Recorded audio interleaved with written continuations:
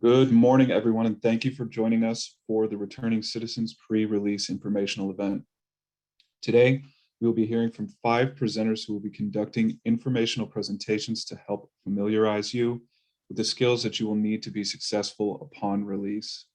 If you have questions at any time, please type them into the chat and we will address them during our Q&A session that will be taking place after all presentations have taken place. Today's session is being recorded and will be made available on the Illinois workNet YouTube channel for you to refer to at a later date. Now I am pleased to introduce Jennifer with the Illinois Department of Corrections. Jennifer? Hi, good morning, everyone. Thank you for joining us and taking time out of your day. I just wanted to remind everyone that April is Second Chance Month, and Illinois Department of Corrections is super excited to have other state agency partners and also businesses and community-based organizations join us as we work to make sure we provide additional resources to our individuals in custody. We have a lot of men and women that are working very, very hard to improve their situation and prepare to go home. I am the reentry administrator for the department, and part of my responsibility is making sure people have access to information. And a big part of that is workforce development and employment. Once someone leaves, really can make a difference for them transitioning successfully. But we also just don't want people surviving. We want people thriving. And right now with the job market, we feel like it is a really good time to be able to connect our men and women to employers out there that are looking for talent, hardworking individuals. So today's event is pretty exciting. The last few months, I had asked Daniel and Theodore if we could try and do a pre-release event around different employment sectors and potentially some options for interviewing and hiring. So we are making a lot of progress. The reentry team at Illinois Department of Corrections has packed full the schedule of reentry events and in-reach webinar series. I want to say thank you to the 3 facilities that are on today, Dixon, East Moline, and Kewanee. We are throwing a lot at you guys. I know you're busy. And I really appreciate your effort and the staff's effort to be present today and be engaged, not only today, but this whole month. We really are excited by these collaborations and partnerships, and we want after the month of April for this to continue and to continue to build on that. So thank you again for joining us. Thank you for our employers. Thank you for our state agency partners and the staff that are here today. This isn't possible without you. And we remember that. So Illinois Department of Corrections is very thankful for your interest in working with us and being able to provide assistance and information today. So thank you, everyone, and hope you enjoy the webinar today. And hopefully you will find that the information you've been provided will be useful for you and that we can kind of learn where we go from here. So thank you. Thank you so much for that, Jennifer. Much appreciated. And next up, we will have a welcome from the Illinois Department of Employment Security. And I do believe we have Antoinette on the line to go ahead and do so. Antoinette, are you available? I am. Good morning and welcome. I'm Antoinette Golden from the Illinois Department of Employment Security, also known as IDES. And also oftentimes when people hear about IDES, they think about the unemployment office. And even though that's how many of you know us, IDES is so much more than just the unemployment office.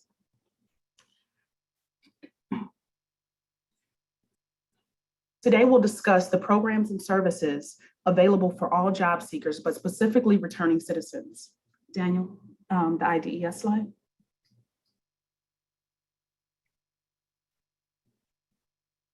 And the next slide, please. After serving 27 years in prison, Nelson Mandela, a revolutionary and the first president of South Africa, said these words: "As I walked out of the door toward the gate that would lead to my freedom, I knew if I didn't leave my bitterness and hatred behind, I'd still be in prison." We're starting today's presentation with Nelson Mandela to remind you that no matter what information you receive here today, or even after your release, your mindset will always be your greatest and most valuable resource. There'll be a lot of information presented today, and we'll answer a lot of your questions. And if you need to take notes, we encourage you to write those things down and hold them to the end so you don't forget. Ms. Kayla Young, please tell them more about IDES. Good morning, everyone. My name is Kayla Young. Thank you again for being with us today.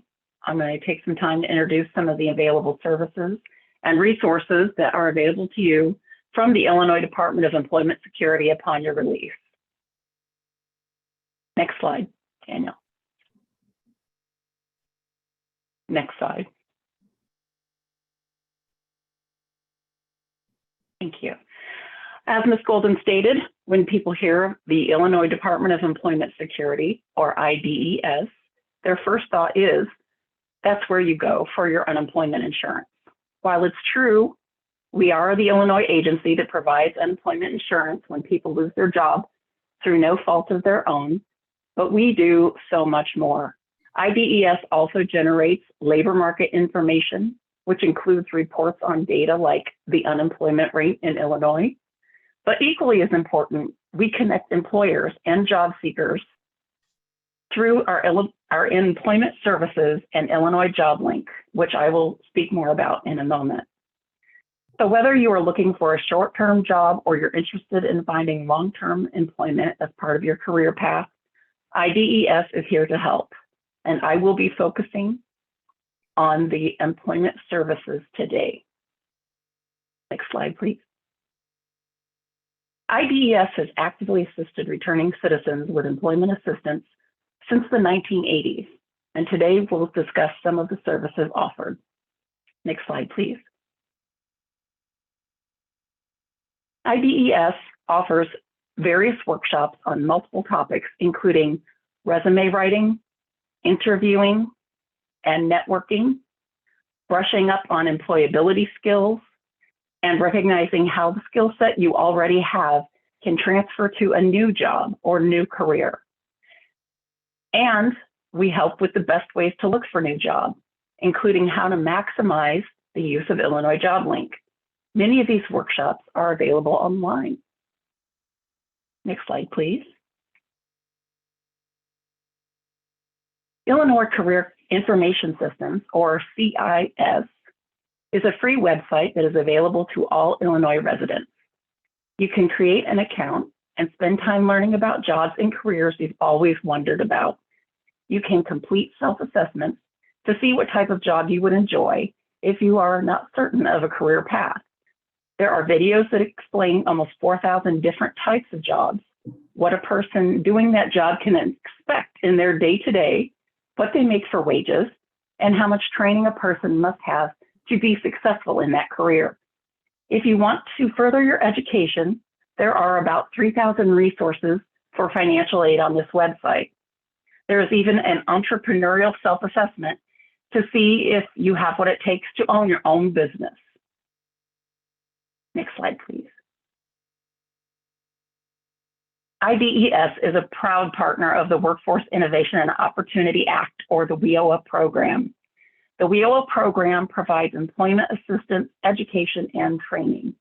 Other partners of IDES and the WIOA program include training partners, educational partners, as well as human service partners. Some of our partners are here with us today to discuss the type of assistance you can receive through their programs. Our offices also provide services, referrals, resources, and information on important reentry topics such as sealing and expungement of criminal records, housing, entrepreneurship, the Highway Construction Careers Training Program, and more. Next slide, please. IDES is responsible for maintaining the state's online job board called Illinois Job Link. Next slide, please. A simple keyword search in a specific zip code can return many job options. Rest assured that these are actual viable jobs. IDES requires that the jobs posted to our website meet federal, state, and local laws and ordinances to ensure that there is an actual employment opportunity for a job seeker. As of Monday of this week, there were over 170,000 jobs listed in IllinoisJobLink.com. If you do not already have a resume, There is a format in Illinois JobLink to assist you in the creation of multiple resumes, depending on the type of work you are looking for. If you already have a resume, you can upload it into Illinois JobLink. Also, employers can search for resumes that job seekers have created or uploaded into Illinois JobLink and may reach out to you for an interview if you are qualified for their position opening. And now my colleague, Ms. Hemrick, is here to tell you about the services to men and women who served in our armed forces. Ms. Hemrick? Thank you, Ms. Young. Like Illinois, IDES Next slide, prioritizes. please. I'm sorry, next slide. That's okay. I apologize. IDES prioritizes services to veterans. My name is Ms. Hemrick, and I'm going to tell you about the services and programs IDES has to offer to veterans. Next slide, please. Assisting veterans in finding family, sustaining, and meaningful employment is a top priority for us at IDES. It's important to first understand the mission of the IDES Veterans Services Program. It's pretty simple. Our mission is the 4 Ps. We prepare America's veterans, the transitioning service members, and military spouses for meaningful careers. We provide them with employment resources and expertise, like Ms. Young had referred to with the Illinois JobLink. We protect their employment rights, and we promote their employment opportunities. An example of protecting their employment rights is by ensuring veterans receive priority of service during recruitment and agency employment initiatives. As a program, we value integrity. We do what's right legally and morally. We provide commitment, but be wholly and fully dedicated to that veteran at that time. We respect and treat people with dignity and respect. And excellence. We care about what we do, doing our best to exceed expectations. What this means, we show up fully every day, committed to providing our veterans with dedication and focus. Next slide, please. At IDES, we know there are sometimes challenges that prohibit veterans from gaining and maintaining employment. So we provide essential services and referrals to assist qualified veterans in all phases of life. We conduct quarterly employment workshops to Illinois Department of Corrections facilities as part of our incarcerated veterans transition program.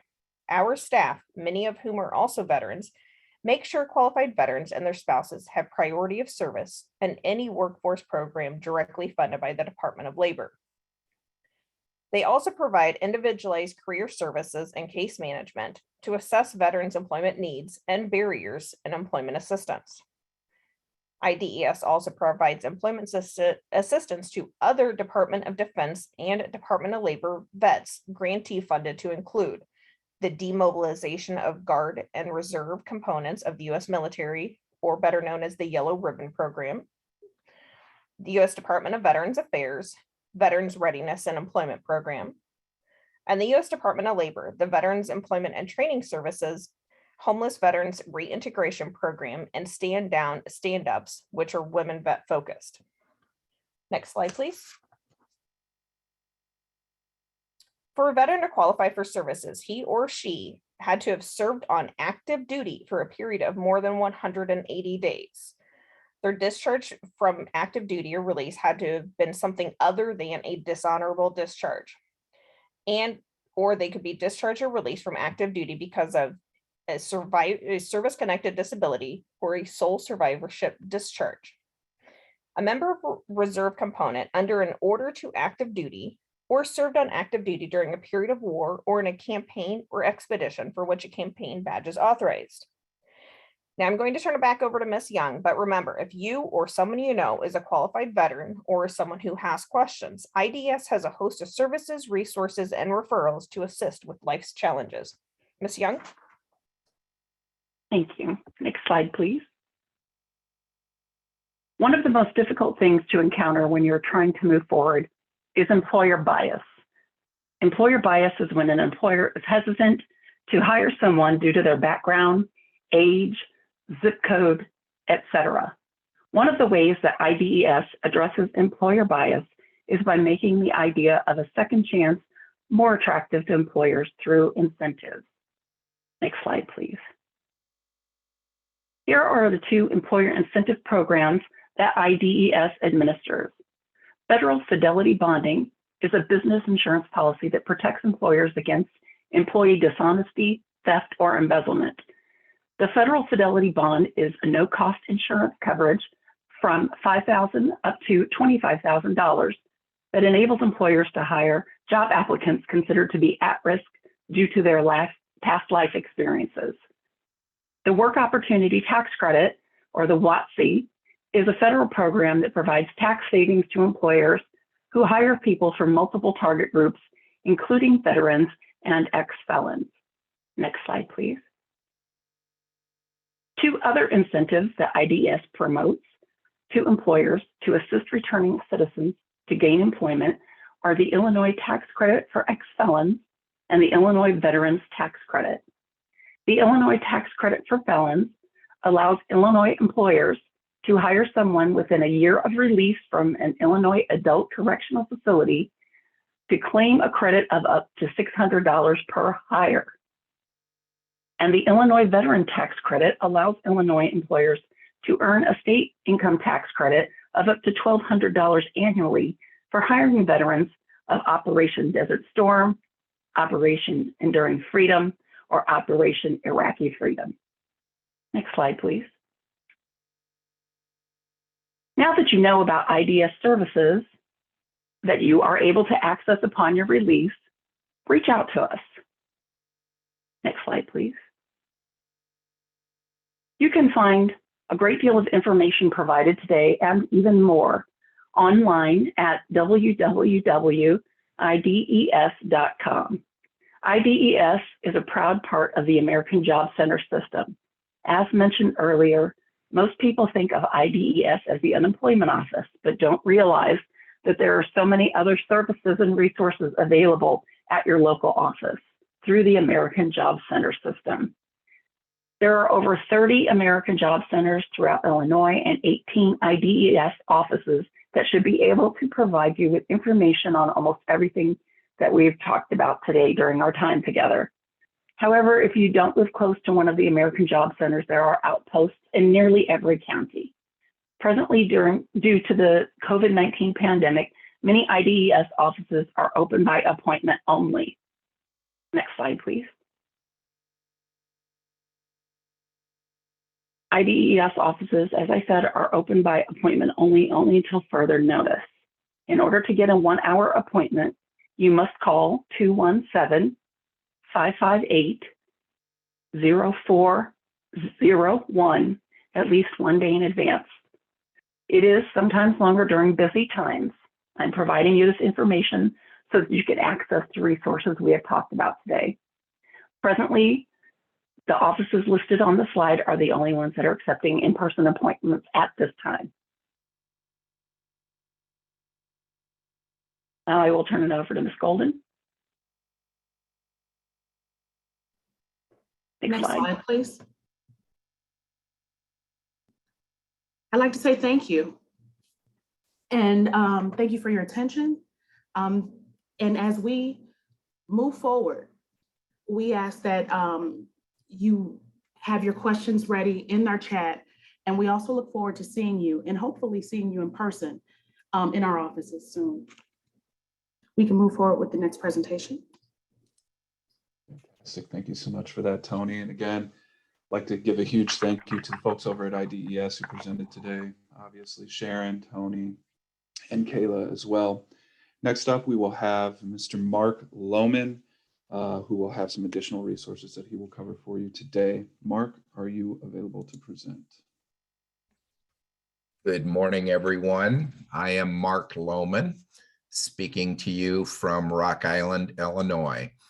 And we have some information for you today about other programs that are part of the Workforce Innovation and Opportunity Act and available through American Job Centers. The Workforce Innovation and Opportunity Act is something that IDES has been a major part of.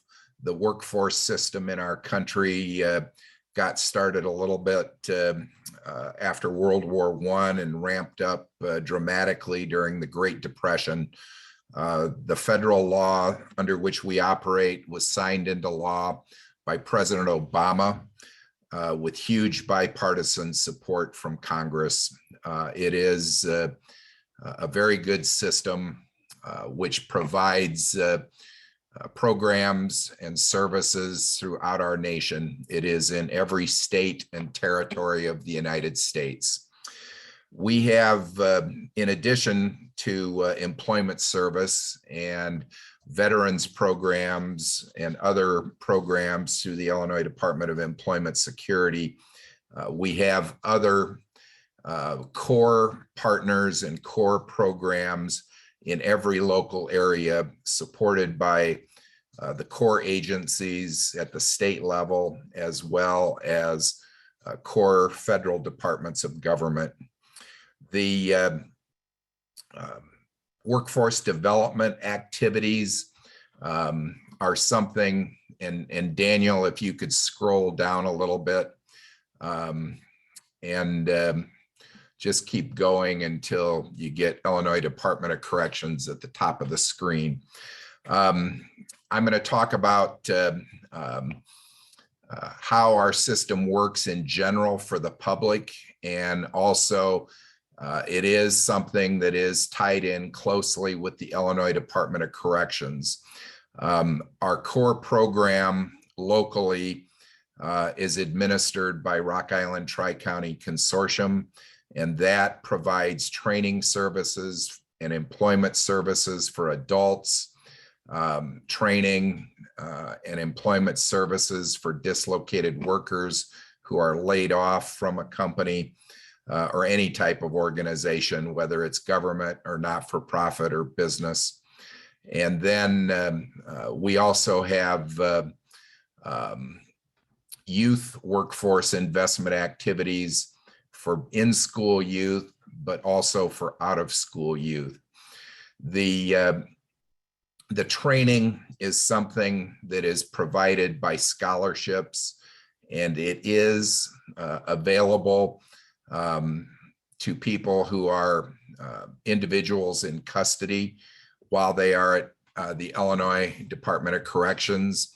And that can vary by location and by facility. And then, of course, training scholarships are available when someone is released from custody on mandatory statutory release or after their sentence is completed.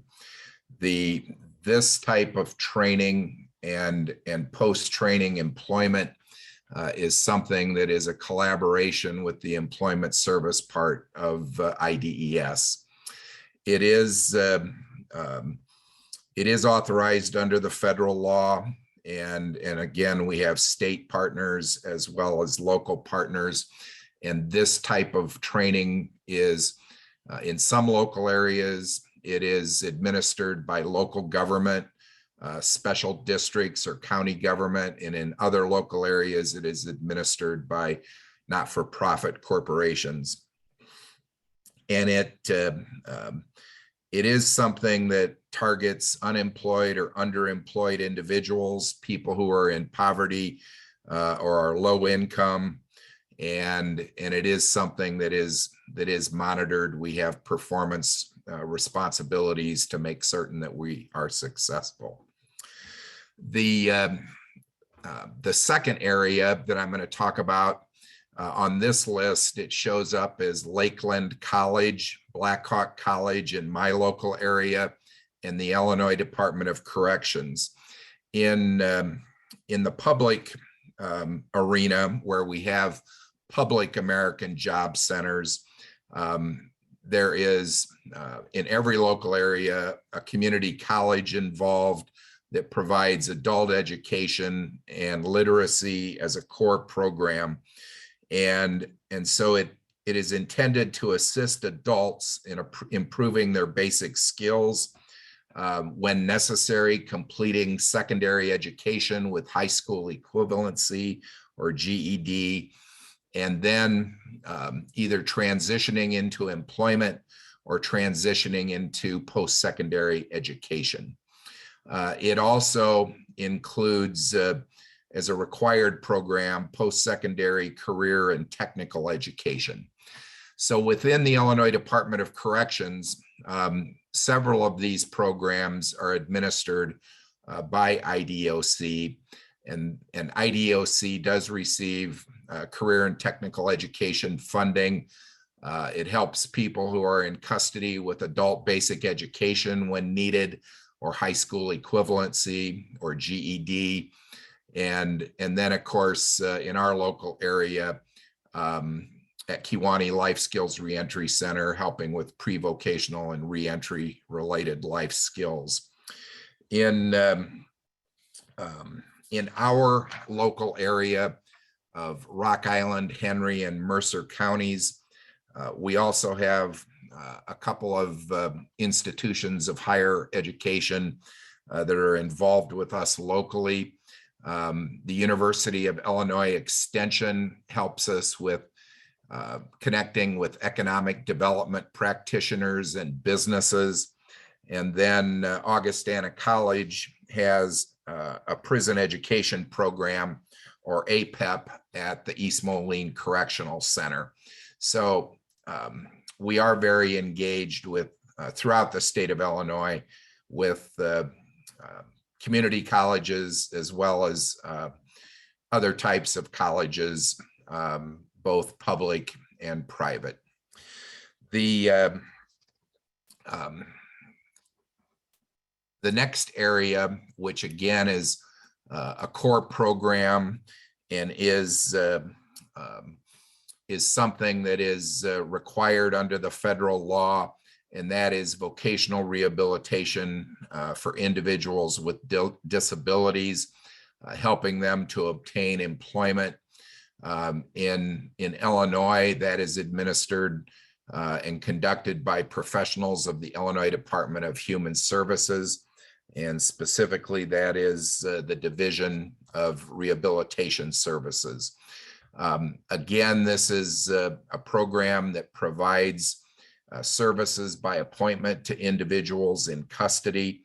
Before the pandemic, and of course, because of the pandemic, some of these services were not able to be offered in person, and now we are returning to workforce professionals being able to go into IDOC facilities, at least people who are fully vaccinated at this point. So vocational rehabilitation is important because there are significant numbers of individuals in custody who do have some type of a disability. It may be a physical disability or a learning disability. It could be any type of disability. And so the professionals from IDHS were very active with in-person appointments and participating in events in our local area before the pandemic, and currently are available for remote services. The other thing that's important about the Illinois Department of Human Services is through a different division. They provide temporary assistance for needy families and supplemental nutrition assistance program known as Tanf and Snap. These are programs that could be applicable for family members of individuals in custody. So our services can help individuals in custody and returning citizens after release, but all of these programs are available to the general public. So someone who's in custody may have a family member at home that needs some of these services as well, and those referrals can definitely be made, and those people can be assisted regardless of where they are located. And then upon release, the goal would be for a person to have sustainable employment or get into education with a scholarship, but there may be individuals upon release who also need some of these support services as well.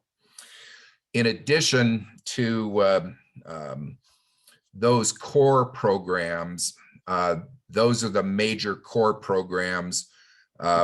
So those include, I'll just repeat them. Number one is workforce development activities, and for people in custody or returning citizens, those are adult employment and training activities. And then adult education and literacy, primarily through community colleges, but also directly administered by the Illinois Department of Corrections. The third area is employment service and the other programs that were presented from the Illinois Department of Employment Security. And then the last core program is vocational rehabilitation services for people with disabilities administered by the Illinois Department of Human Services. In addition to those programs, most local areas have other programs as well. And so in our local area, and when we would have activities and events like job fairs and hiring events at Kewanee Life Skills Reentry Center, we had participation by the National Farm Worker Jobs Program, which is for people who are seeking employment or have had experience with employment in agriculture and food production. Our Community Action Agency, funded by grants through the Community Services Block Grant, provide lots of support services. Locally, it's called Project Now. Community action agencies are in every part of the state and provide rental assistance, utilities assistance, but also have support for jobs and can help people with employment as well. In our local area, we have two special programs. One is the ARC of the Quad Cities area, and they do community employment services, placing people with developmental disabilities into competitive employment. And that could be someone who is released from incarceration, who may have a developmental disability. So that organization helps us with that. And then also locally, as an active partner, is Safer Foundation. Safer Foundation operates significantly in Chicago and the Cook County area, but they also have a major presence in the Quad Cities area of northwestern Illinois. And they have a special program in our local area called I Matter, and it's serving young adult reentry for training and education and employment. So if you have questions, please put them in the chat. Again, my contact information is at the top of the chat with my name, telephone number, and email address. And now I would like to talk a little bit about some of the business services and some of the training that we have started. So Daniel, if you could pull up that PowerPoint. Again, this will be provided to you. Next slide, please. We have even, starting a few years before the pandemic, we had an American Job Center established inside of Kewanee Life Skills Reentry Center. And now we are working with individual workforce professionals and career planners and employment service people from IDES who can show evidence that they're fully vaccinated and returning to providing those career services and activities and job fairs and hiring events with businesses inside of correctional facilities. The next slide, please. So work-based learning is something that can happen. It happens all of the time with the public. It is something that we have done with people after they have been released and are no longer in custody.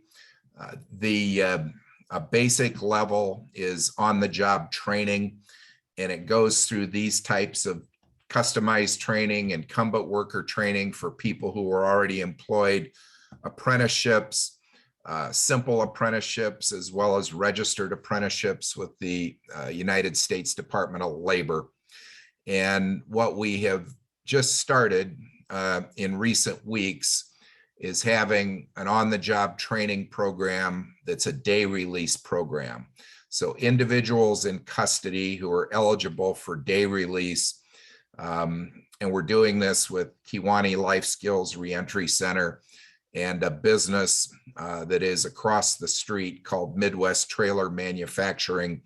And so there are individuals who once they're determined to be eligible for day release, can go into subsidized employment with the business.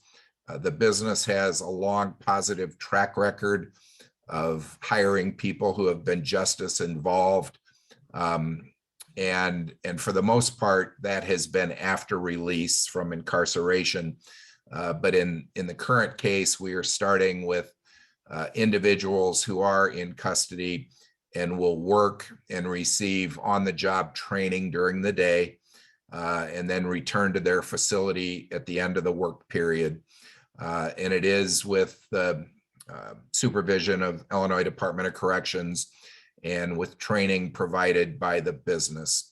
And it is very formal. The business provides a training outline, and it is legit. In this case, it's advanced manufacturing training and can include welding and operating manufacturing equipment. So it's a very formal training program, and it will prepare the individual, and it will be something that they will be able to continue with that type of employment locally or in anywhere that they go, actually, after they're released. Next slide, please.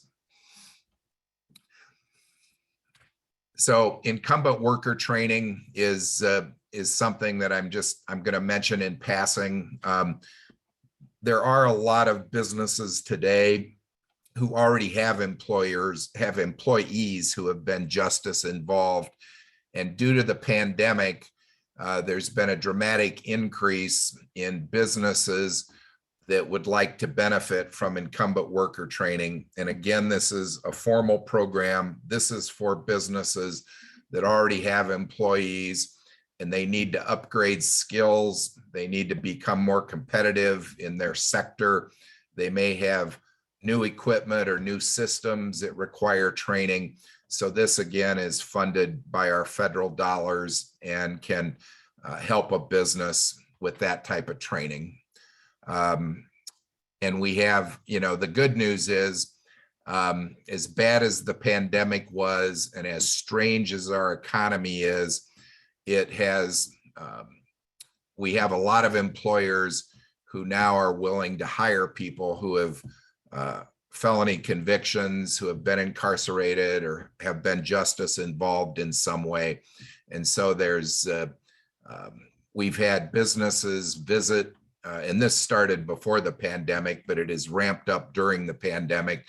Businesses from our local area, businesses from Rockford and Chicago, from East St. Louis and as far south as Marion, Illinois, who came to our events at Kewanee Life Skills Reentry Center and Springfield.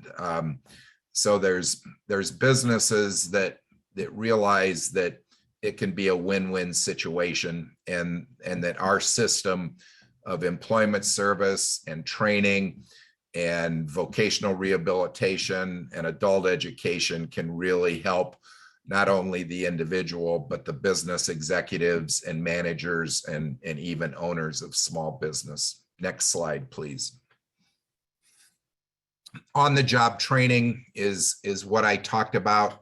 On-the-job training is a contract for subsidized employment where the business is compensated for providing this type of formal training.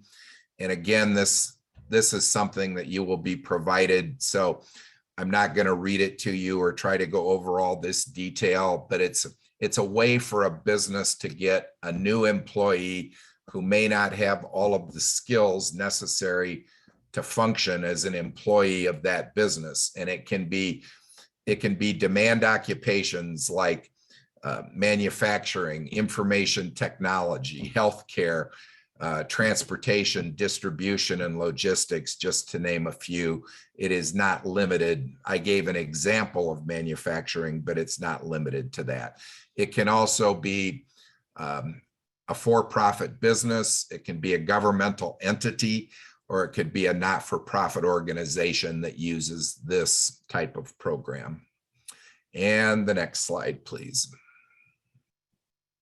So we have, this is a contact person in our local area for work-based learning and business services. We have really good business engagement in our workforce system. We have in our employment and training area, we have people like Sarah Cleveland who reach out to businesses. Due to the pandemic and our economy, we're receiving a lot more referrals from chambers of commerce and the Illinois Manufacturing Excellence Council and other organizations.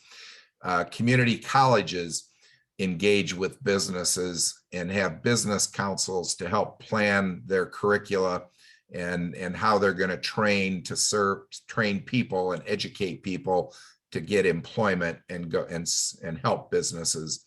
The Illinois Department of Employment Security has business representatives, general business representatives, as well as a local veterans employment representative in our American Job Center in Rock Island. And then last but not least, the Illinois Department of Human Services has business service representatives that help people with job coaching and placement in competitive employment in the community. So that is an overview. That was a lot of information. If you have questions and want to reach out to me later, again, my contact information is at the top of the chat. Feel free to call or email me. Our system is set up well for referrals. So if you need to know where to go or who to contact in Chicago, there are navigators to help there, because that is obviously a big city, but we can direct you not only to any American Job Center in Illinois, but also in any state of the United States. And there are online resources that actually are quite functional to help people find their way, but it is a complex system, so feel free to reach out. I appreciate the opportunity. Thank you. Thank you so much for that presentation, Mark. Obviously very thorough and very in-depth. A couple things that I want to go ahead and mention before I give my presentation here for you folks tuning in. If you do have any questions at any time over any of the material that's being covered, we know there's quite a bit of information being thrown at you right now. Feel free to relay that to the folks that are there with you. We have encouraged them to enter any questions that you might have into the chat. And once we reach Q&A, we'll be sure to attempt to get all of those questions answered for you. Another thing that I just wanted to emphasize and highlight, and I know it was mentioned earlier, is that all of these presentation materials that you see that are, slide decks or PowerPoints, we're going to make sure that we get those distributed to all of the facilities who are tuning in today as well. So you also have that information through that means as well. So just wanted to let you folks know that. So we're going to go ahead and delve into a few of the resources that are available through what's called Illinois WorkNet. Again, my name is Daniel Mariscal. I'm your host today, but I'll also be covering these materials for you here real briefly. I am with the SIU Center for Workforce Development, and of course, work primarily with Illinois WorkNet and all of its platforms. What you see on your screen right now is what's called the Get Hired Illinois landing page. This can be reached by entering www.illinois.gov/gethired. Once you do so, you'll obviously be redirected to the landing page that you see on your screen right now.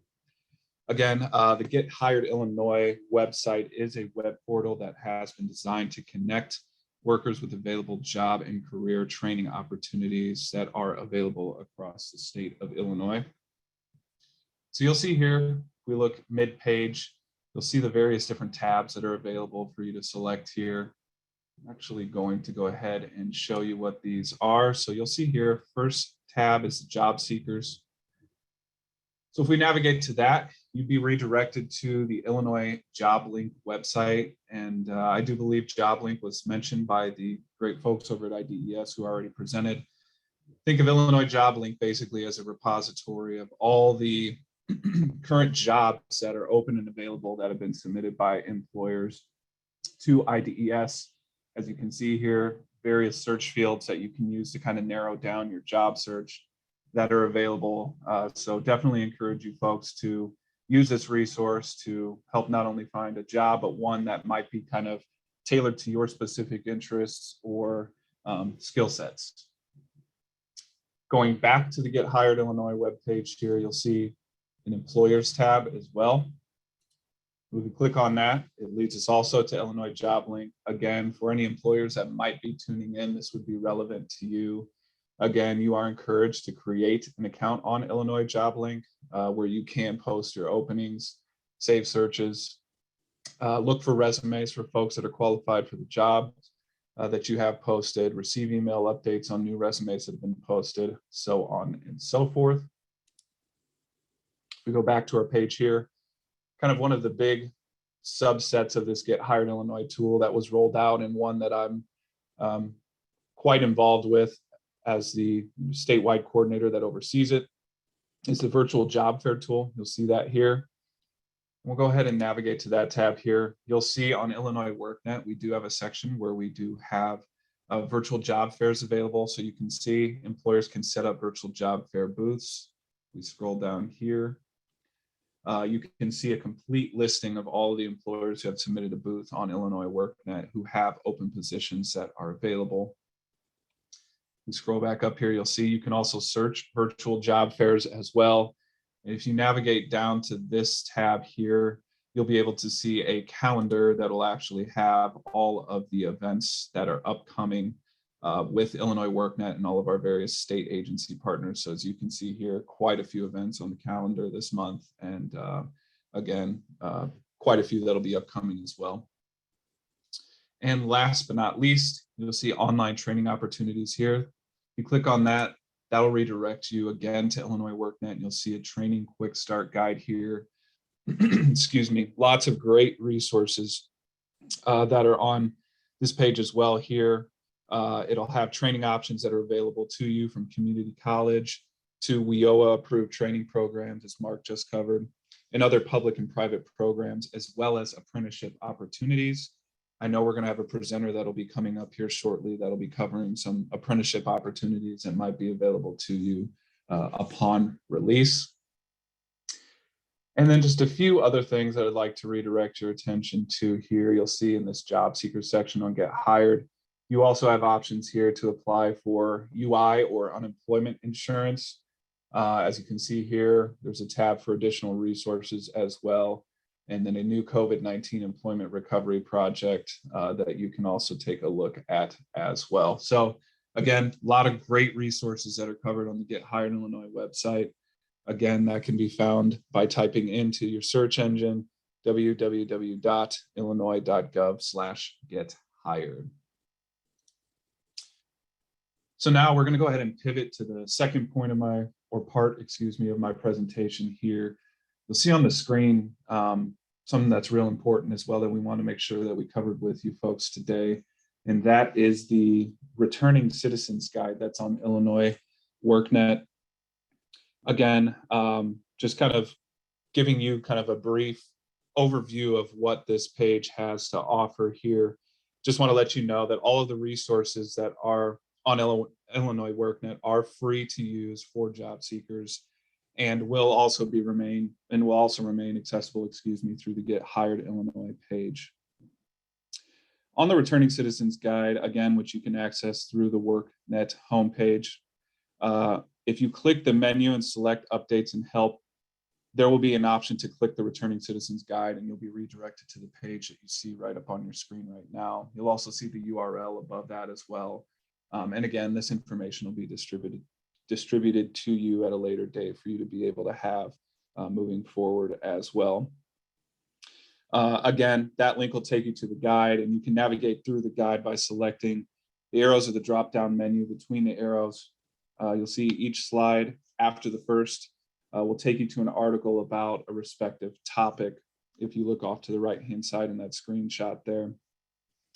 To open the article, you'll just click on the Learn More button, and it will redirect you to it. Again, a few topics that are covered in the guide. You'll see here what to do after your release, important personal identification documents, local resources to help you succeed, how to catch up on technology, the top 5 things to know about expunging or stealing records, how to apply for jobs, how to interview for jobs, first day on the job, and also money management tips. Again, this is all covered in that guide that we covered on the last slide.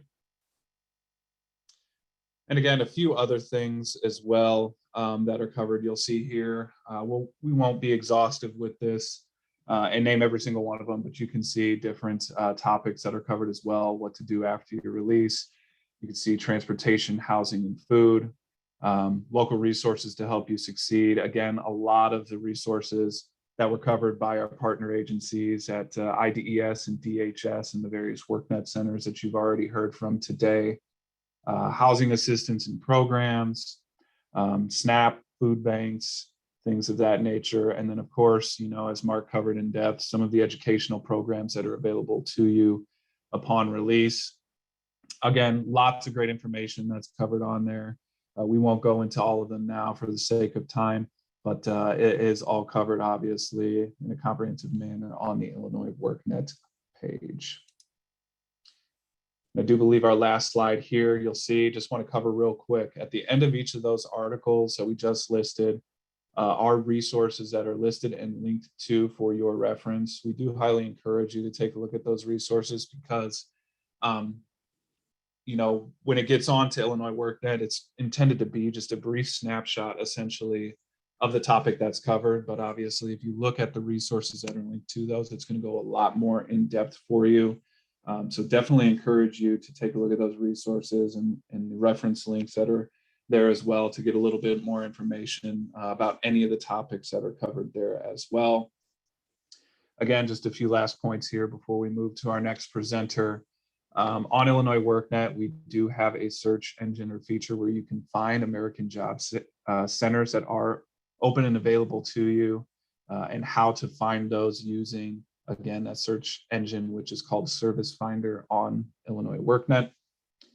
And then again, there, just as a last point as well, a lot of jobs are available and open to you. I believe one presenter said that there's 170,000 open jobs available now on Illinois Job Link. Again, another great resource to you is, again, the virtual job fair tool, where you can obviously, join a live session with employers.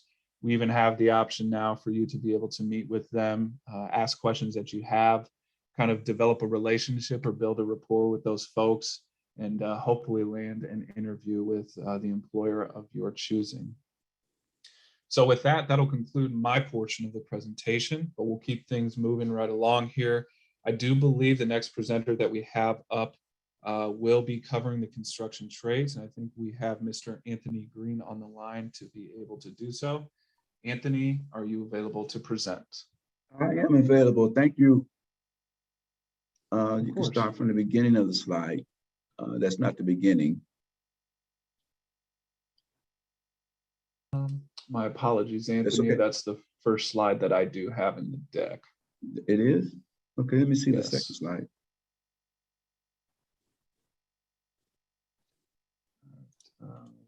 Yeah, it goes into Carpenters for the second. My apologies there. Okay.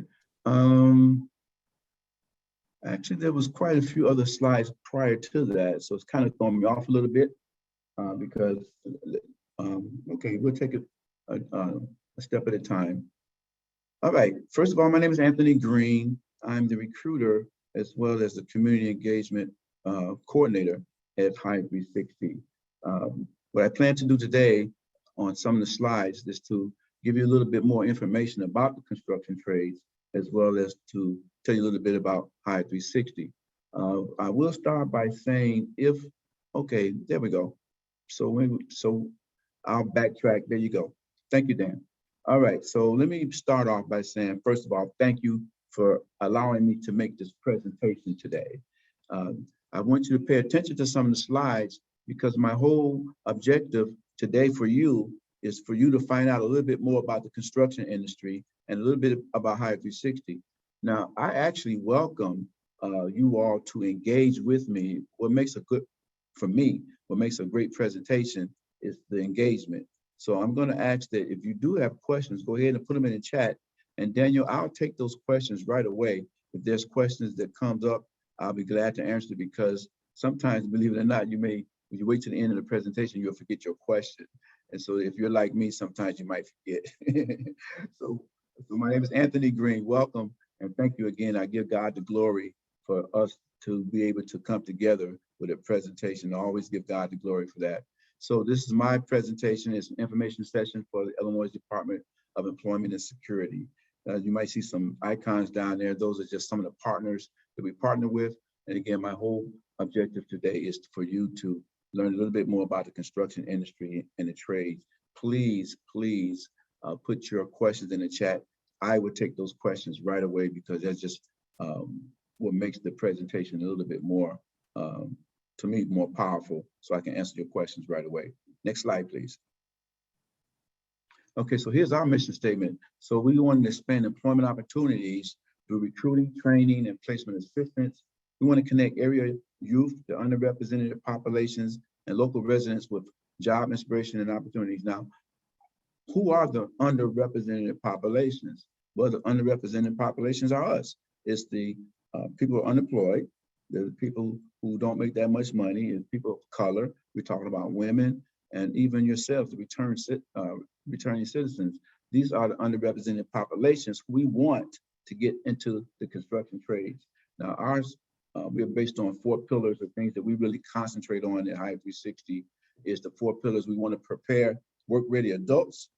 We want to scale up diverse contractors. We want to elevate a more robust supply chain. That means more people out there available to work. And then developing the next generation of builders. And I'll talk about that in a minute. Next slide, please. And again, I won't spend time on this, but this is just some icons of some of the people who we partner with. Hire 360 is partnered with philanthropy, developers and contractors, and organized labor. Next slide, please. Okay, now this is very important. Pay attention to this. Why now? Why is the construction industry right now, people are trying to get into the construction industry? Because the construction industry is experiencing tremendous growth right now. Now, there will be over 100 billion, I'm saying billion with a B, not millions. There's over $100 billion in construction projects that's allocated over the next 15 years. So right now, they're already putting in contracts. They're already putting in land developments. These things are going on right now, negotiating right now. So over the next 15 years, there will be over $100 billion in construction projects, particularly in Chicagoland area and Illinois. But not just jobs, they want to be careers. Now, most careers earn anywhere between $40, $50, $60, $75 an hour after you finish most of your apprenticeship programs. So most apprenticeship programs, you start off with maybe $20 an hour, $25 an hour. But as time goes on, when you become what's called a journeyman, a journeywoman, a journey worker, you can earn anywhere. The sky's the limit. It just depends on what trade you're in. I personally know someone who makes $85 an hour. So it's the sky's the limit. It depends upon what trade you want to get into. Now, here's something really important about the construction trade. Most people don't know. So again, I'm sharing some things that you may not know about the construction trades. One of the things I want you to know about the construction trade is that they have tremendous health care benefits. There are people who are retiring with $500,000 in their pension plan. There are some people who are retiring with $750,000 in their retirement pension plan. And last but not least, this is a true story. Some people are retiring with $1 million in their retirement pension plan. So of course, it just didn't happen overnight. Some of them, have been working for 30, 35 years. And here's another secret that you don't know.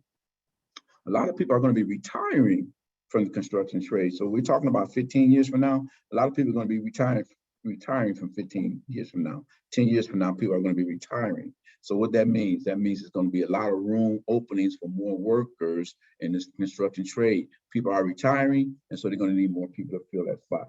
So we're talking about mega projects that's going to be going on for 5 years, 6 years, 7 years.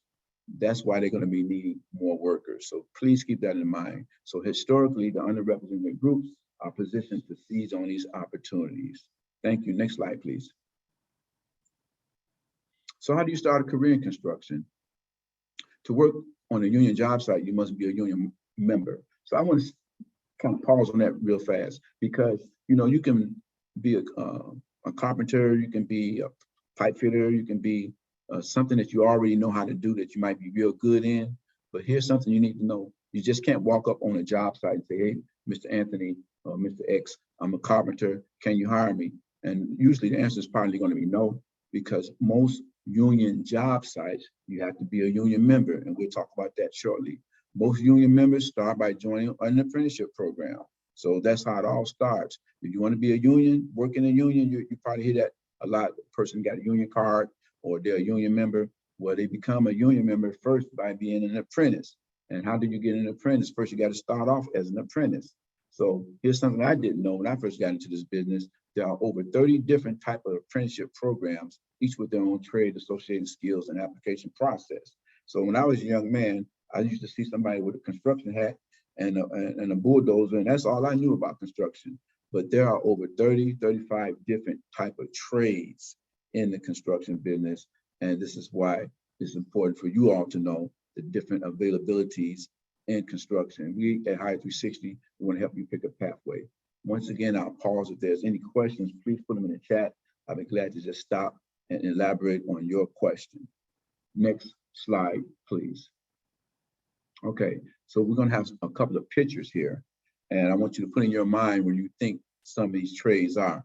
This first one is going to really fool you, because most people don't know exactly what this position is. Now, just from the first part of your eyesight, you'll see that person is welding.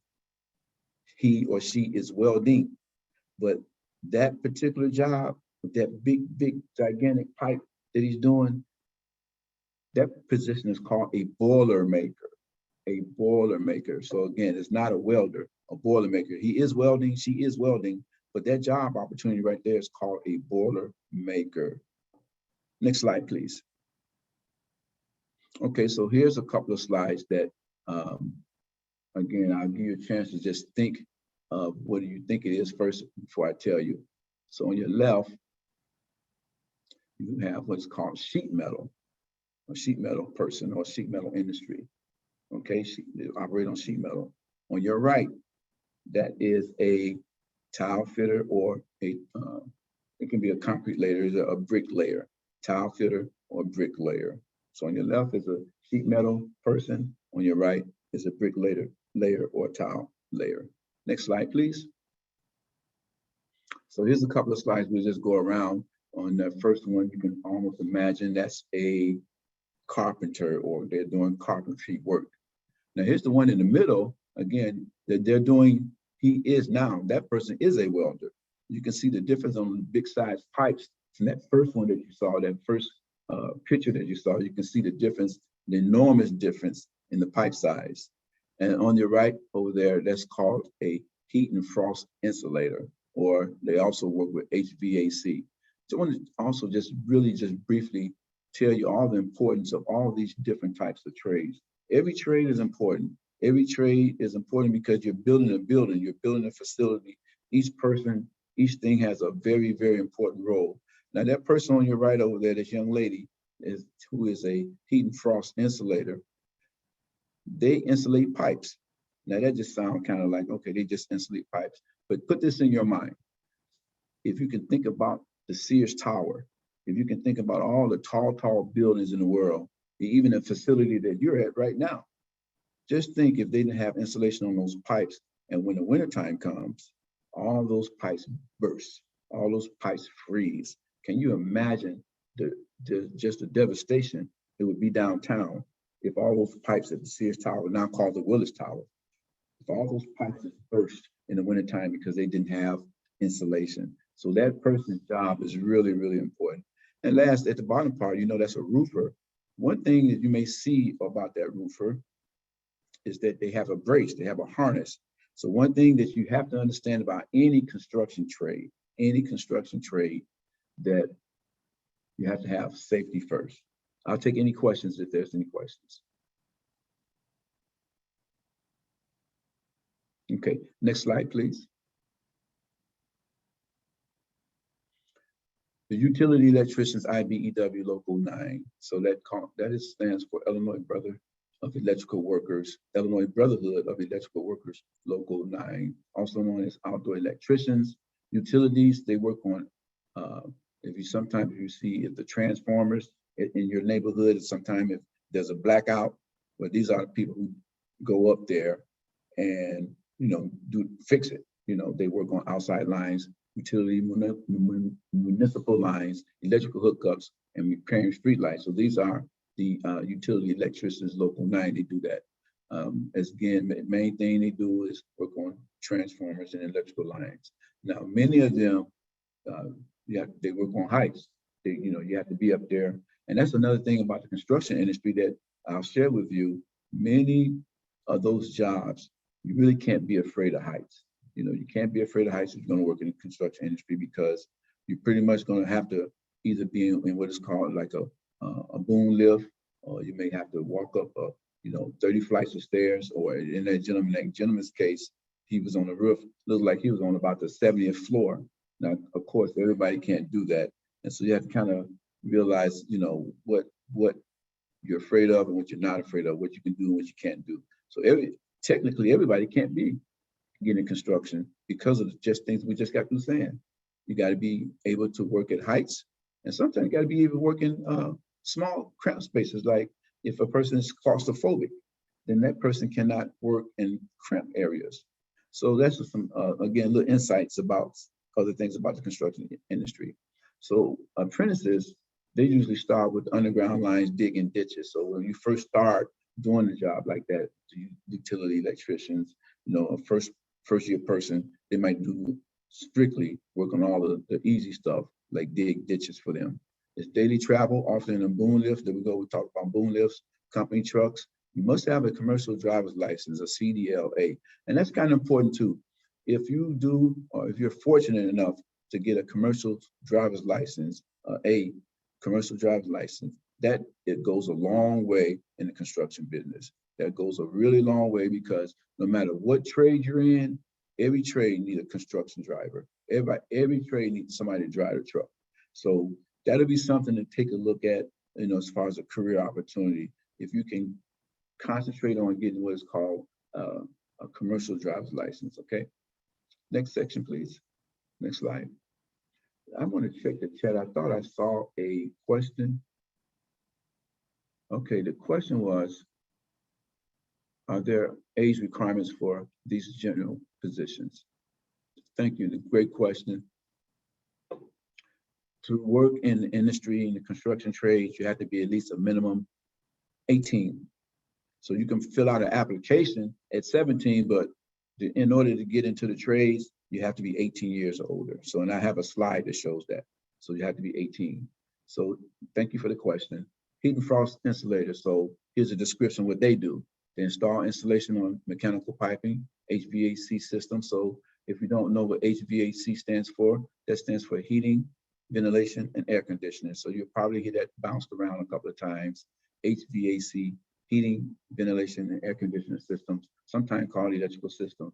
Look at that. Sometimes they work at heights, tight spaces, indoors and outdoors. It's dirty work. Let's not be, a lot of the construction work is dirty. And I'll show you a slide about that. But most work is dirty. And they have to, with these particular persons, with heat and frost insulated, they work with a lot of like itchy stuff, like a lot of fiberglass stuff like that. Hazardous materials, disposal such as asbestos and lead. Don't worry about this application dates. That should not have been in there, but applications open in June, but please don't pay attention to that. Next slide, please. Bricklayers and tile finishers. So here's a description of this. They have to be masonry workers with as much need for artistry as for hard work. So bricklayers lay bricks, including decorative and architectural brick. Tile finishers lay industrial and decorative tile. They work in a variety of environments, usually outdoors. There you go again, often at heights. They maintain and repair brick and tile structures. Next slide, please. Carpenters. Now, I want to share something real briefly about carpenters. There are about 8 to 10 different trades in carpenters. There are about 8 to 10 different trades in the carpenter. So when a person want to be a carpenter, it covers a wide range of different careers in carpenters. So kind of keep that in mind. So carpenters, it's a trade with huge variety of skills and training. They primarily work with wood, building frames inside commercial buildings. They also install doors, locks, build scaffolding and drywall, lathe and door ceilings, and more. Then you have a carpenters called concrete form carpenters, which concrete form carpenters build wooden forms into which concrete can be poured vertically. As I mentioned, there are a wide variety of pathways and advancement opportunities in the carpenter's field. As I mentioned, it's about at least 8 to 10 types of different carpenters. Next slide, please. So now we're going to talk about the union. Again, I'm trying to give you as much information about the construction trades, about the business, about unions. And so again, some things you may have not known. So life in the union trades. So from your left to your right, you see what's called an apprentice and then the journey worker. Now apprentices is usually an apprenticeship usually lasts anywhere between 2 to 5 years, and it can change. Sometimes it can be 6 years. It might can be 7 years. It just depends on what type of trade that you're getting into. So, but usually on the average, an apprenticeship lasts from 2 to 5 years. Now we call that the other 4-year degree. Why do we call it that? It's because, you know, just like if you go to college, you know, you get a degree, it'll take you 4 years or 5 years to get a degree. So just like if you're going to be in an apprenticeship program, when you become a journey worker, again, it's the other 4-year degree. There's no prior experience required. That's a good thing to know, because most people think that when you, just like if you're a pipe fitter or if you're a plumber, that you already have to know about plumbing. But no, that's absolutely not true. So some people don't know anything about anything when they get into the trades. The whole point is getting into apprenticeship. That's the whole point, that they teach you about the trade that you're going to get in. So no prior experience required, okay? And so that's the whole point of being in an apprenticeship. They will teach you and show you whatever you're trying to, whatever you want, your specialty will be. It's full-time classwork combined with some classroom training. Apprenticeship programs provide work and job referrals. And I see a question. Can you tell us how one enters an apprenticeship? Yep, we're going to get to that. And the straight first question is, you have to take an aptitude test. And I will show you that. What a wonderful question, because probably 90%, 85% of the people don't know, in order to get in the union trades, you actually have to take an aptitude test. Now, there are some trades that you don't have to take a test on, and I'll name a couple, like a painters union, you don't have to take a test. I think the heavy equipment operators, you don't have to take a test. There may be 2 more glazers, you know, glass finishers, you don't have to take a test. But the other 95%, the other 90%, if you want to be a pipe fitter, if you want to be a carpenter, if you want to be a roofer, if you want to be a plumber, if you want to be a heat and frost insulator, if you want to be an iron worker, guess what? You do have to take a construction aptitude test. Wonderful question. I have a slide about that. So, okay, so getting back to the other side of it, once you complete an apprenticeship program, which again, it can take 2 to 5 years, or maybe 6 years, you become what's called a journey worker, a journeyman, a journeywoman. Now, at that point, you're considered an expert in the trade. Now, it's not that you know everything, but of course, you completed and graduated from an apprenticeship program. You're responsible for leading and instructing other apprentices. So how the construction industry works. So if you're an apprentice, you should be asking 1,999 questions when you're following the person who's teaching you. Because when you become a journeyman, when you become a journeywoman, when you become a journey worker, somebody's going to be asking you 1,999 questions, and you're responsible for teaching that person everything that you learned. So that's the nature of the construction business. You know, each one teach one. And so when you become a master, you go back and teach that other person, because when you start off, somebody needs to teach you. And that's the nature, that's the success of the construction business. And they earn full-scale wages. Next slide, please. Now, I wanted to, let's get clear on this.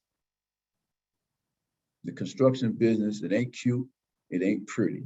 It's dirty. It's a dirty, dirty, dirty business. It's a dirty, dirty, dirty job. How many times have you seen a person come home that works in construction, face dirty, you know, maybe mud on their hats and mud on their shoes? Guess what? Because that's what the nature of the business is. You know, now there are some opportunities like office work in the construction business. Like there's something called an estimator. You know, that's kind of like office work. And also there's project managers. There's also, then you can become like your own owner, your own general contractor. So those are persons who don't do the hard, dirty work. But for the most part, please remember, construction is hard, dirty work. You have to work in all seasons, work at heights. Remember, there you go again, working at heights. You have to work at heights on ladders and cranes, on buildings. And then of course, sometimes I mentioned you may have to work in underground. You may have to work in little dark, cramped up spaces.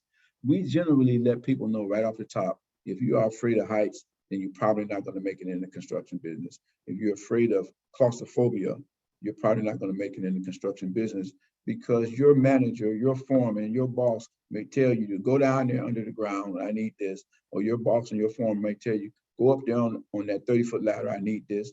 Or your boss and your foreman might say, go up on the 60th floor. They may not even have no banisters. That, you know, I'm not saying 60th floor, maybe the 30th floor or the 25th floor. And while again, they're building a building, so maybe it might not even be any railings on that building yet. So on a staircase yet. So that's why you can't be afraid of heights. Here's something you should know again about construction. Now, there's a lot of money to be made in construction, but you need to understand that there's frequent layoffs in construction. So it's called project-based employment. Project-based employment simply means that when the project is over, your job is over. So you may have a project that lasts 3 years or 5 years. That's a wonderful project. 3 years, 5 years, that's a wonderful project. You're going to be on that project for 3 years. You're going to be on that project for 2 years. But listen, there's also projects that only last, you know, if you're a carpenter, they may only have a section where they just want to do the carpentry, and what, that project only lasts 13 months, or that project only lasts 16 months. So what I'm saying, that's what project-based employment is. When the project is over, your job is over. Keep that in mind. When the project is over, your job is over. It's a lot of money to be made in construction once you become a journeyman, but again, it's a lot of layoffs. In fact, I had a client who tell me, Mr. Green, he said, I make a lot of money, but I'm too tired to go spend it. And that's what he told us. It's a true story. He make a lot of money, but he working these 12 hours, 13-hour shifts, coming home and you fall out. Weekend, all he can do is sleep. So that's what the construction industry is all about. It's early mornings, late nights, frequent travel to work sites. And you need a reliable vehicle, because sometimes you may be on a work site that may be in Chicago, and they'll tell you to, hey, you know, we need you to, the next 2 weeks, we need to go to Elgin, Illinois. The next 2 weeks, we need you to go to Mokina, Illinois. So you do need a reliable vehicle. Here's one of the most important things about the trades. You have to have strict attendance. You must be on your job. You must. They rely on you. They rely on you to be there every day. Now, sometimes we all get sick, of course, but it's strict attendance. If you're subject to bring all the tools out in the morning at 7 o'clock, they're expecting you to bring those tools out at 7 o'clock. They're relying on you to bring those tools out at 7 o'clock in the morning. So strict attendance is a must.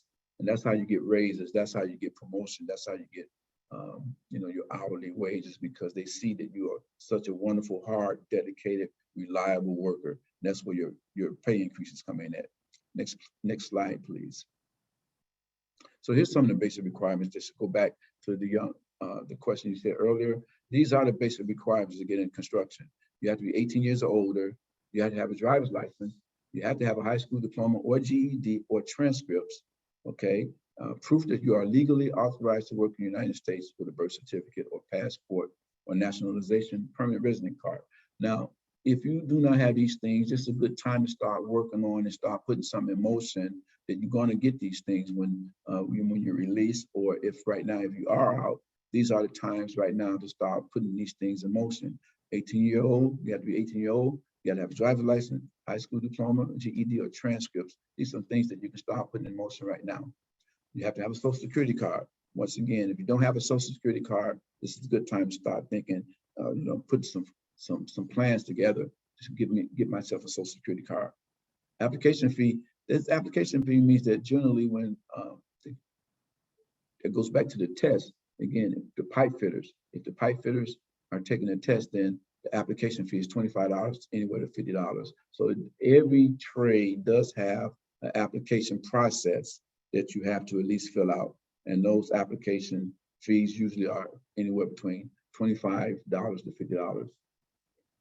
Here's one of the most important bullet points that I want to share. You have to have the ability to pass a drug test. So when you're working in construction, they can, pull you down off the ladder, say, Anthony Green, come on down, we need to take a drug test. They can do that anytime, any day, because here's the important part about that.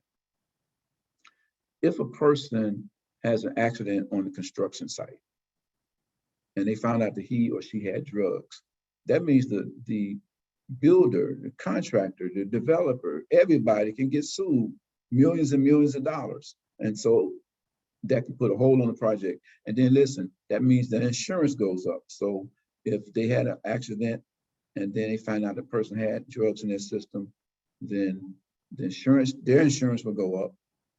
Chances are they'll be sued, and it's just not a good thing for nobody. Here's something else that I want to share real fast. They do what's called hair follicle drug testing.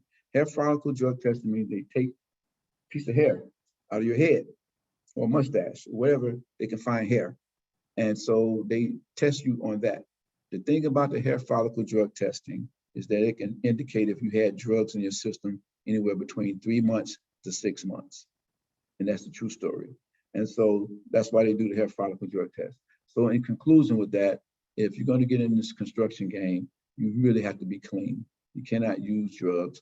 Now, they even have right now medical marijuana, and then the marijuana in the state of Illinois is legal, but the construction industry is not having none of it because of the thing I just said about the insurance issues. Any accidents, that means the insurance is going to go up sky high. And again, they can get sued millions and millions and millions of dollars. Next slide, please. And I welcome any questions. Okay, background check. This is something that you all should know. So for most apprenticeship programs, they do not run background checks. In fact, we always talk about most contractors, they don't even care about your background. They just want you to be on the job site every day and help do this work. That's what the construction industry really is based on. They need hard, dedicated workers. They don't care about your background. Now, it just depends on some. This other next bullet point, some contractors check on certain job sites, like if they're building a bank, if they're building a government facility, or if they're building a school, then a contractor may have to run a background check if they're building this type of facilities. But for the most part, they do not run background checks. Historically, about 25% of candidates and 33% of placements self-attest to having some type of record. Next slide, please. All right, so here's the $100,000 question, and what I really want to show about, again, how to get involved and how to get into the construction trade. Now, it's kind of unfortunate because in many cases, we all acknowledge that this is really a barrier to many people of color. Even myself, when I had to take the aptitude test, I haven't taken the aptitude test in 10 years, 15 years. I've been out of school 20 years. And so it's kind of sort of a barrier, but we here at Hire 360, we do kind of help you overcome those barriers because we have what is called test prep. We do train you and test you and help you be prepared for the aptitude test. So keep that in mind. Again, maybe many of you did not know this, but again, in order to get in an apprenticeship program, you have to pass an aptitude test. For most programs, candidates are given scores based on 2 factors, a construction aptitude test, and sometimes personal experience will get you in. That's when they can do what's called a sponsorship. If you have a previous experience, and I keep using plumbers or something, well, you can get in like that if they sponsor you. Candidates are ranked based on scores. So if the first 20 apprenticeships are needed, candidates ranked from 1 to 20 will be offered the positions. So the people with the highest scores are the persons who get into the apprenticeship programs. Again, it's a little, I say somewhat, it's a barrier, but that's what's the way it is right now. It's not being changed, but at one point, maybe it will, but right now, this is how you get into it. Is the aptitude test a one-time thing before you are employed, or are you required to test? That's a good question. Let me read that question again. Is the aptitude test a one-time thing before you are employed, or are you retested from time to time? What a wonderful question. And the answer to that question, it is a one-time thing because, each year, once or twice, this is why it's so hard to get into the construction business. They only test one time a year or maybe 2 times a year. I think the electricians test, sometimes they test 2 times a year. So let's say if I wanted to get into be an iron worker, so the iron worker test is going to be in June. So after the iron workers tested in June, it's not going to come around again for maybe next June. And here's really something that's really going to really strike you and to show you how hard it is to get into the business. There are some industries that don't test until 2 or 3 years. And just recently, the sprinkler fitters, we were just recently had an opportunity for them to start testing. But you know what? Some of the sprinkler fitters hadn't had a test about 4 years ago. So it is extremely hard to get into some of these trades. This is why I'm making this presentation to you, so you would know that in order to get into some of these trades, it's all based on aptitude tests, and then it's based on when they are going to have their next openings. Next slide, please. And then the second part of that question, can you retest? You can retest on the next time the test is open. So that's the retest part. So if the pipe fitter or sprinklers test in June, well, and if you didn't do too well, then again, you can retest again the following June or the following next time they have the test thing coming out. So that's unfortunate, but that's why it's so hard to get into this business. Now, here's something that's on the aptitude test. And I just wanted to share this with you so people can kind of see. There's 5 sections on the aptitude test: reading comprehension, 10th grade math, which includes adding, subtracting, multiplying, dividing, fractions and decimals, numerical reasoning, number patterns, basic mechanical physics. Please don't let that word basic mechanical physics scare you, because that diagram on your right, that diagram you see, that's what they consider basic mechanical physics. And so all that is how do you get that 10-pound weight above or higher? The easy answer is you got to have something equally or weight more. So how do you get that 10-pound weight up? You got to have something that's heavier than the 10-pound weight. Why do they call that mechanical physics? I have no idea, but it's basically common sense questions like that. There'll be things on there, tests about levers and pulleys and gears, and also something called paper folding. For the sake of time, I cut some of these slides out because I didn't know how much time I had. I could have showed you an example about paper folding, but for the most part, a lot of the things is 10th grade math. And again, you'll see an example like that about mechanical physics, but please don't let the word scare you. It's just some common sense diagrams that you just have to use. Another thing, they don't use calculators in the testing. You can't use calculators. You can't use your cell phones. And last but not least, and again, I didn't want to spend too much time on this. On these tests, they don't mess around. If they tell you the test is at 8 o'clock, they mean be there at 8 o'clock. You can't even be 30 seconds late. When they say the test started at 7:30, they mean 7:30. They lock the doors, even if it's 30 seconds late. They lock the doors at 7:30 on the dot. So that's just something to keep in mind way down the road. If you're ever testing, do not be late for those aptitude tests. Next slide. Again, here's some math examples. We talked about adding, subtracting, multiplying, dividing. So I'm glad I did put this part in so you can kind of get a little sample about what's on the test, like fractions and decimals. So it's adding, multiplying, dividing, decimals, and fractions. Next slide. Experience not always required. Some programs not all look at experience. Helpful experience such as credentials like welding certifications. If somehow, some way, you got a welder certification that helps you get into the business. OSHA training. OSHA means the Office of Safety, Hazard, and Administration. We talked about safety. Safety is always first in construction. Never forget that, because safety, you can save your life and you can save the other person's life. That's why safety is like number one thing in no matter what trade you get in. It's safety first. And then there you go with the CDLA license. I definitely strongly recommend if anyone can get a commercial driver's license, please concentrate on getting one, because it goes far in the construction business. As I mentioned, that every trade you can ever think of, they all need a truck driver, and that's the truth. Military service does help. Trade courses in college or high school also helps. Next slide, please. And so our programs, we got a couple more slides and we'll be finished. I-360, we offer pathways to support careers and trades. We do the prep classes, so that's what we do. Again, we get you prepared for these construction aptitude tests. We do case management. I'm a case manager and recruiter, as well as community engagement, returning trade workers. Returning trade workers are a person who already got a union card. Now, here's something good for you to know. We do help pay for your tools. We do help pay for your boots, and we do help pay for your books.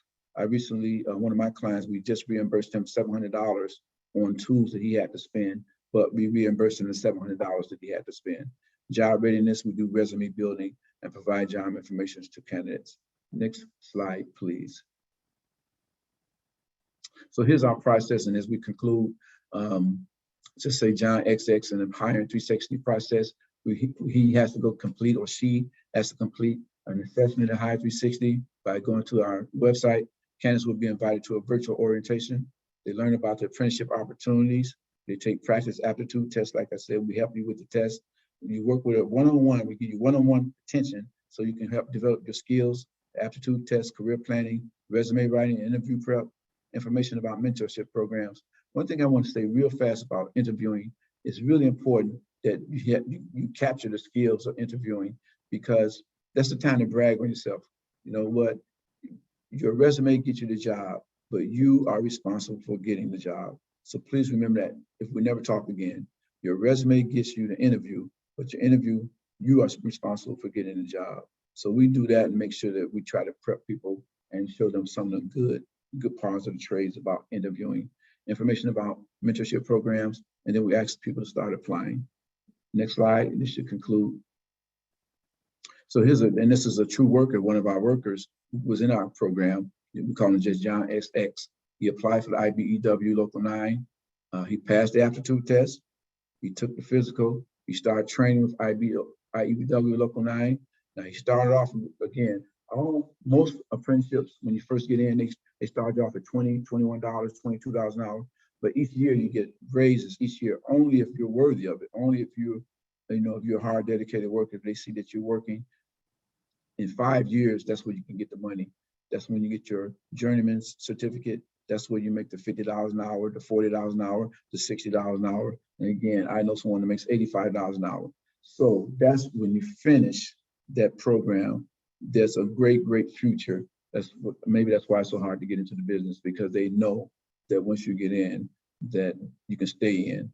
And so after 5 years of training and work, John XX will be making $54 an hour. Next slide. And so this is the last slide. So again, this is kind of important because a lot of you all may not know all the different trades. And so listen, this is only half of what I couldn't put all of them on the slides. I couldn't put everything, but auto mechanics, boiler makers, bricklayers, carpenters, electricians, heat and frost insulators, iron workers, laborers. Now that's another one that you don't have to take a test for, laborers, but you do have to get sponsored. And sometimes that's just as hard. So XYZ company, the only way you can be a laborer is XYZ company sponsor you. So laborers do not take tests. CDL license, Teamsters, cement masons, operating engineers, painters, pipe fitters, plumbers, roofers, sheet metal workers, sprinkler fitters, welders, tile finishers, and heavy equipment operators. And that's just half of all the different trades that are out there. And as I told you, many of you all probably didn't know some of these are out there. And there's even probably 30 more, about 18 more different trades that I can probably tell you about. And as I conclude, that ends my presentation. Next slide. I just want to say thank you. And again, thank you for those questions. I hope you learned something a little bit more about the trades that you didn't know before. And again, these presentations will be handed out to you, I understand. And thank you very much. Thank you, Daniel. Thank you very much for that presentation, Anthony. And again, as Anthony just alluded to, all of the slides that we do currently have up on the screen for you. We are going to get those distributed to the various facilities that you're at and make sure that you do have access to this information moving forward. I do believe our next presenter will be Stephen with the U.S. Small Business Administration. Stephen, are you available to present, sir?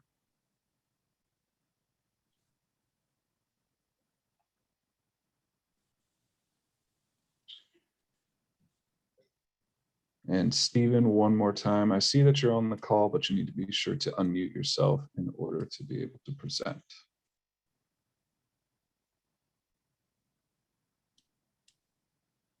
And it looks like you're unmuted. If you can go ahead and speak real briefly, Stephen, that way you can make sure your audio is still working. We'll be all set.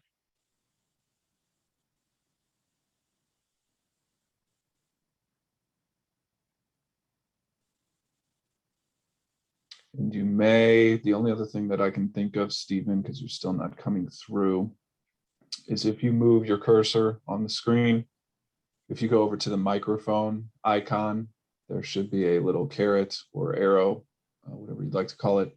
If you select that, you may need to select a different speaker or microphone.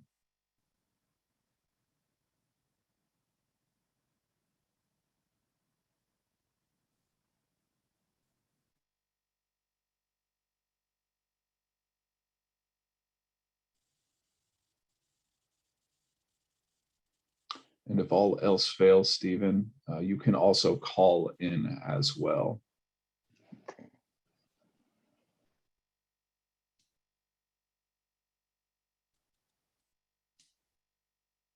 And I'll go ahead and real briefly, let me see here. I want to make sure you're muted. Okay, Stephen, I'll go ahead and make sure that you have that phone number provided as well. Okay.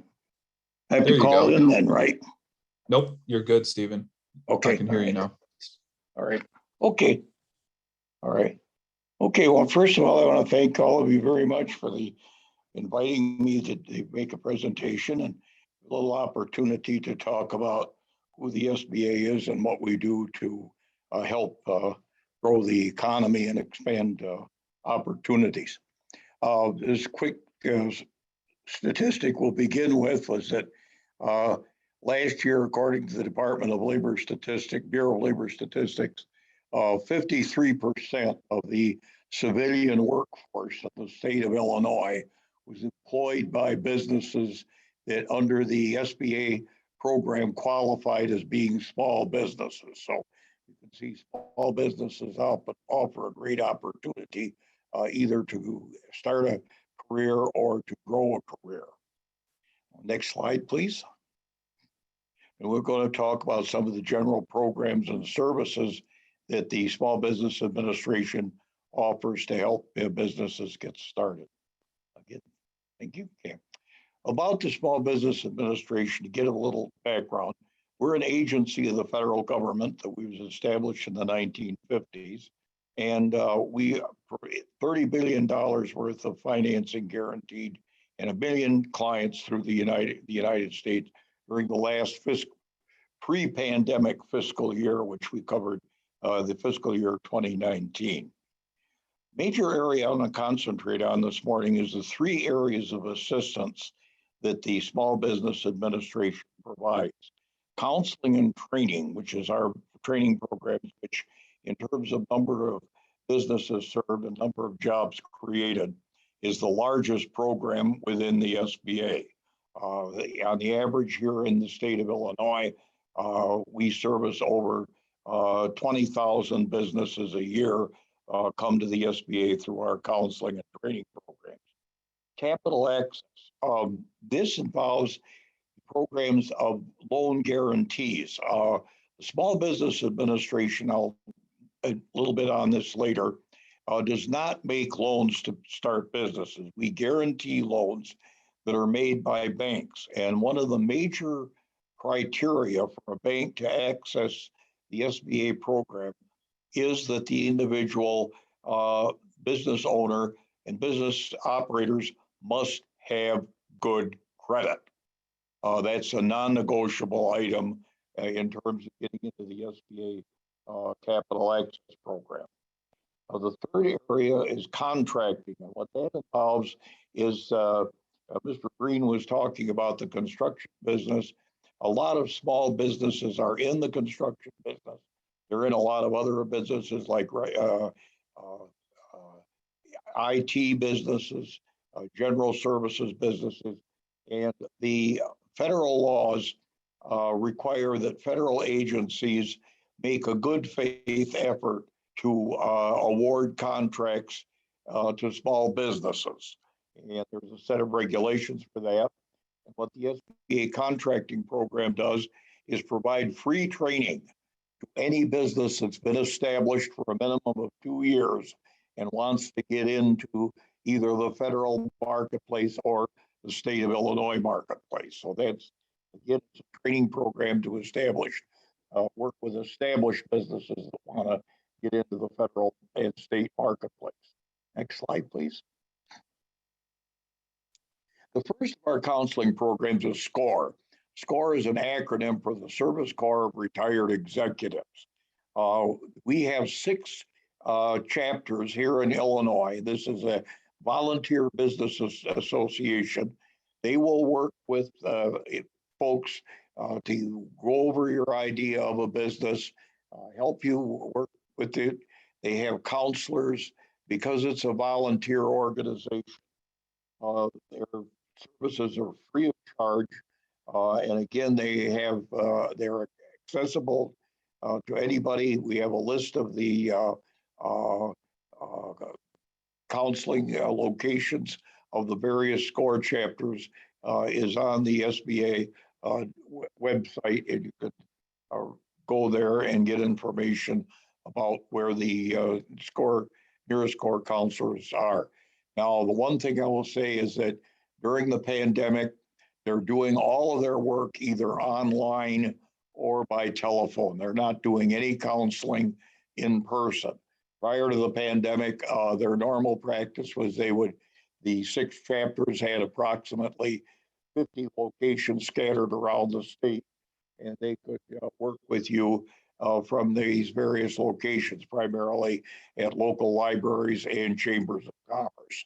But during the pandemic, that's not the case, and I found out as of today, they still are doing everything online or by telephone. No, not going back to in person. Next slide, please. Now, this is the Small Business Development Center program. This is the largest counseling and training program that the SBA has. We have over 39 centers scattered throughout the state of Illinois. They provide managerial technical assistance to either startup or existing businesses. They work with resources of a university, private sector, or government. They counsel and train small businesses on resolving a wide variety of problems, marketing, technical, and other issues that may occur. As it says in the last bullet point here, the SBDCs specialize in one-to-one counseling. You come to them with an idea of a type of business you want to start, how you want to start it, and they will work with you individually. Now, as far as the situation of regarding the pandemic, the small business development centers are a mixed bag at this point. Some of them are seeing clients in person. Others are still doing everything virtually. So we have a list of small business development centers on our website, and also the Illinois Department of Commerce and Economic Opportunity works very closely with the SBA. They help us manage and operate these 39 centers, and information about these centers is also on DCEO's website. So they can give you information about what centers near you, where you can go, what type of programs they offer. And again, the individual counseling is free of charge. Occasionally, they may charge a nominal sum, maybe no more than $35 or $40 for a workshop on a particular topic, like how to finance your business or how to do a market research project, things of this sort. We can work with you. Again, this is our largest program in terms of the number of businesses that we serve around the state.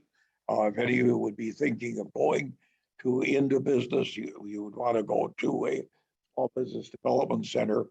and they are not going to actually do the work for you, but they'll show you what needs to be done.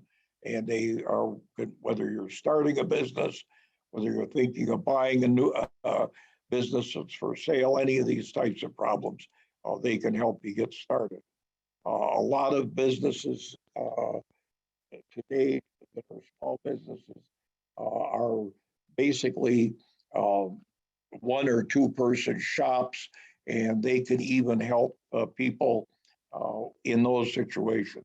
A new word that's come out during the pandemic called solopreneurs.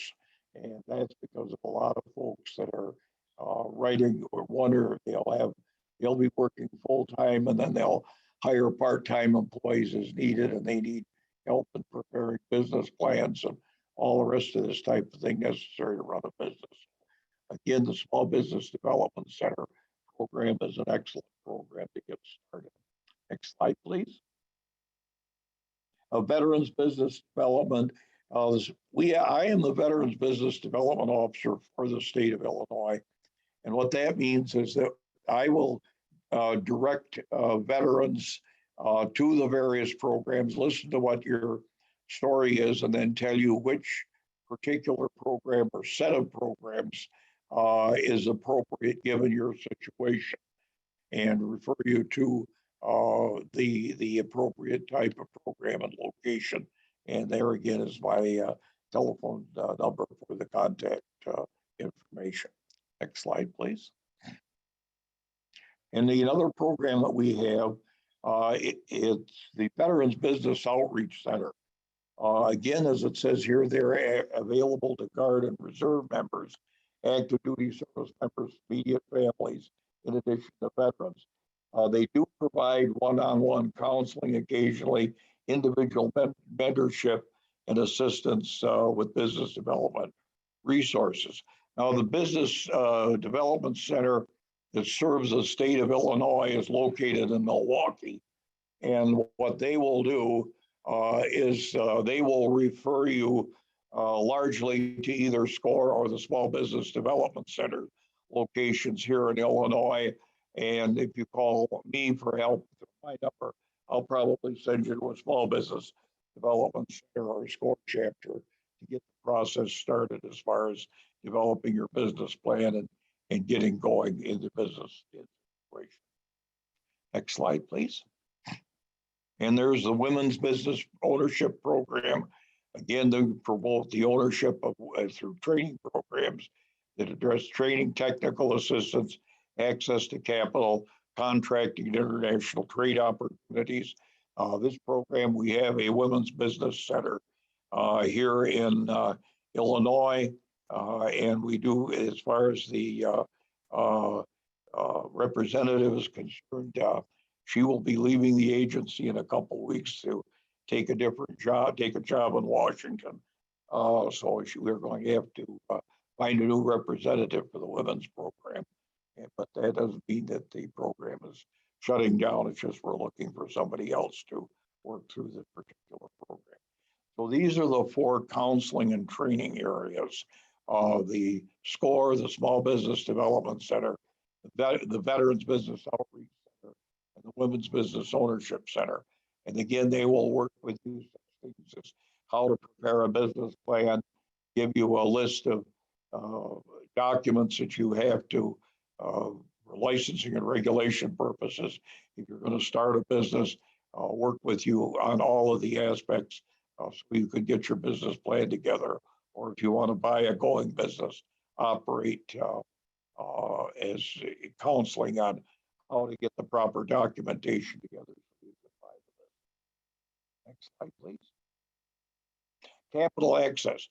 Now, as I said earlier, the one thing about this SBA program for capital access is as we say, there is no such thing as an SBA loan. It doesn't exist. What exists is an SBA guarantee of a bank loan. The banks are the major players in the SBA program. And one of the major things that is necessary and is absolutely essential is that the business, when you go to the bank and the bank decides that you need the SBA for help, good credit is essential. It's a question that we will look at the business plan, look at the business proposal, because basically a bank can tell you one of three things.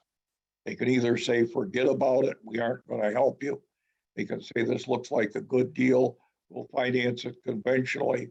Or the last possibility is the bank will say that we have to go to SBA and see if we can get a guarantee. The person that will apply for the guarantee is not the business owner, it's the lending institution. They're the ones that put the application together and submit it. And then what happens is that if SBA reviews the guarantee application and approves it, the bank will go ahead and make the loan. And then if the loan business fails and the loan goes into default, the SBA will pay the bank off under the terms of the guarantee agreement. And then the owners of the business have to pay the SBA back for the money that we paid the bank. And again, the maximum amount of the loan depends on what delivery method is used. Next slide, please. Again, these are general policies. The SBA guarantee program can be used for any of the purposes. So there, people ask about interest rates. Yes, there are interest rate ceilings and the guarantee percentages, and they depend on which of the SBA programs is used by the bank, which one they apply under. And again, the borrowers have to have good credit. You have to have personally guarantee the loan, and we will finance either a startup or an established business, depending on what the situation is. Next slide, please. And again, we're showing you examples of the various categories. The Express program, in terms of usage, is the most widely used SBA program. Again, in the last year that we kept statistics for prior to the pandemic, 81% of the SBA guarantees done here in the state of Illinois was done in the Express program. And over the years, it's always been anywhere from 65% to 80%. So the banks like this program. It is the program they will use the most often, largely because of it's the easiest one for a bank to apply for, and also they have to the size of the loan is very small. For most businesses could get by with a loan of under $350,000. Small businesses, so a lot of times this loan is again extremely popular, and it can be used either. It's the only SBA program that can be used either as a term loan with monthly payments, or it can be set up as a line of credit to help you if you need a line of credit for running the business. Next slide, please. Capline program, again, is another program that the SBA has, but this one is for lines of credit for businesses. And again, the bank would submit the application, and the bank, we would review the application, and then the bank could make the loan, and then they could use it. Going back to Mr. Green's presentation, some of those construction jobs that he was referring to, a lot of the contractors that hire the folks that he was discussing in his application use this program when they've got sizable jobs. Like if you're a subcontractor, we have come to mind of, we've had a couple of subcontractors, trade contractors that use this program 2 or 3 times a year to finance the cost of doing a contract. So it's a very good program for that purpose. And again, they go to the bank, and then the bank might say, need SBA help, and then the bank will follow through with the application. Next slide, please. And the microloans. This is a program that we have with the SBA that's designed to help businesses where they've been operating as a home-based business for a while, and now they want to expand and go out to a brick and mortar position, or they want to hire additional help. I like to quote there was an advertising slogan that one of the companies that is in the microloan business likes to use, and I quote it because it is a very accurate summary of what microlending is all about. Their slogan was, "We're here to make you bankable." And by that, they mean that we will help you get started, get off your feet, and get on your feet and get started and get going. And then hopefully once you have paid the loan off and you've got the loan situation under control, and the interest rates are negotiable, then you will be able to go and have a regular type of banking relationship and get regular types of loan.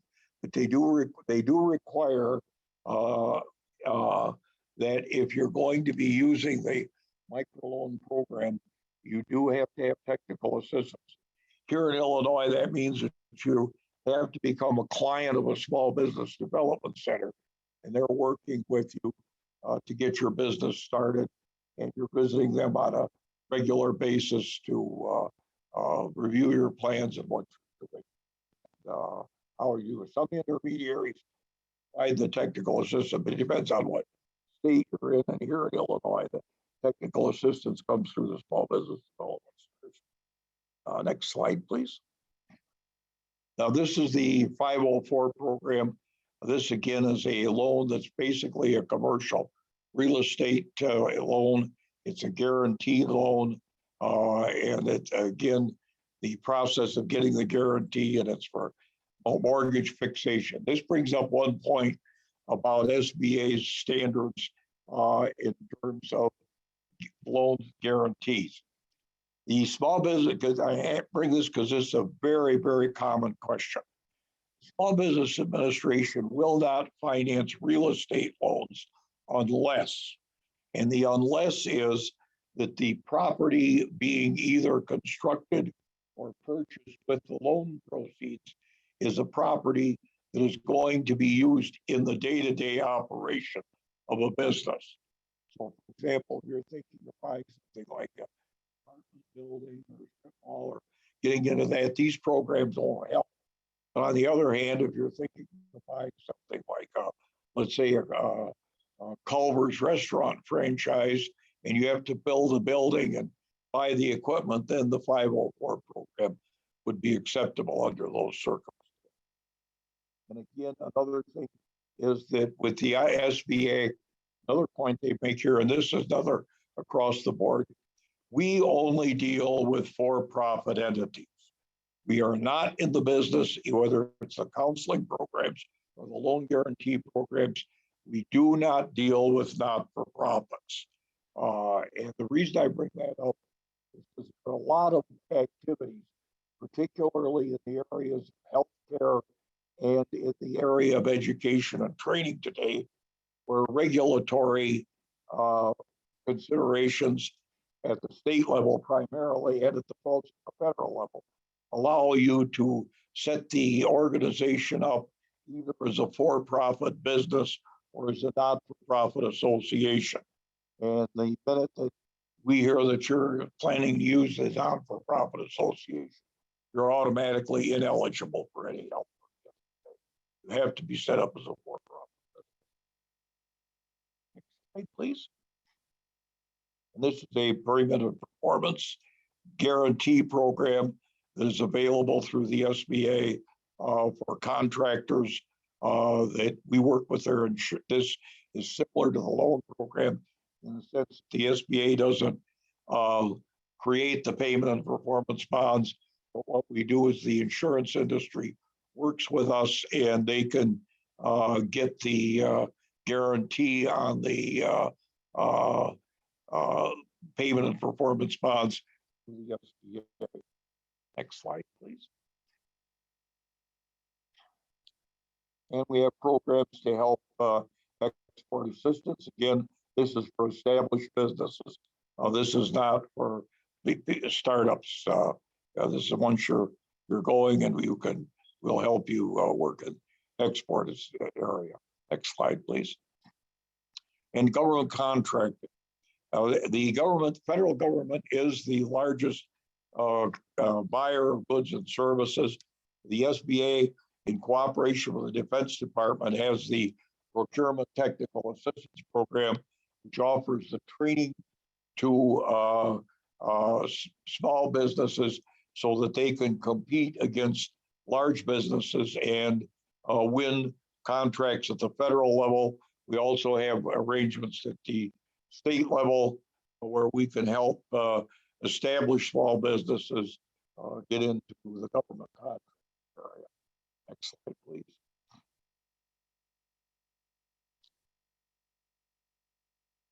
This is the systems reward management. This is how an established small business would go into the program to set themselves up so that they could be in a position where they could successfully bid on government contracts.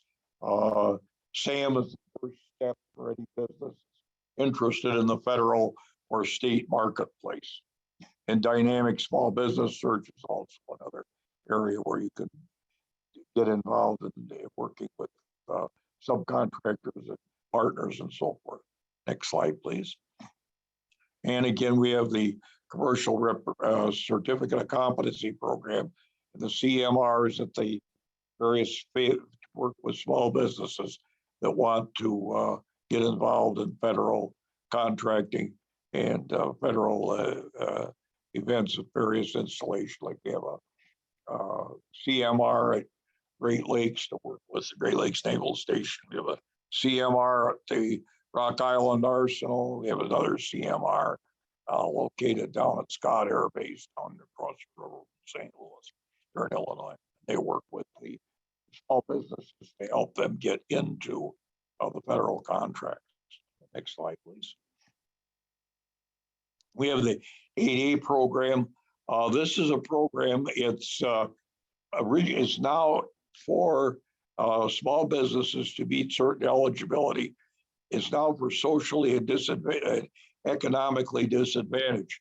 The program started 13 years ago. It was strictly for minority businesses in inner city neighborhoods, but now it's expanded to include other categories of individuals. For example, we've had veterans who, because of who own businesses, who because of their injuries in war were service disabled, and they had businesses that they were able to qualify for help under this particular program to learn how to grow and expand their business. And again, as with everything related to contracting, the key phrase, one more time, established businesses. This is not for startups, not for folks getting going. You have to be established. Get into the 8A program. There have been a lot of very successful small businesses that are in that. Next slide, please.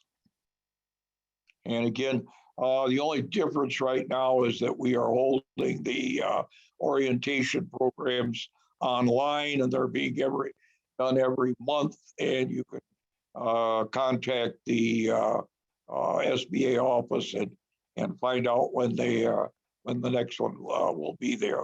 We had the one for April. Wait, I take it back. One for April is going to be next week. And that one for May, that's going to be towards the end of the month too.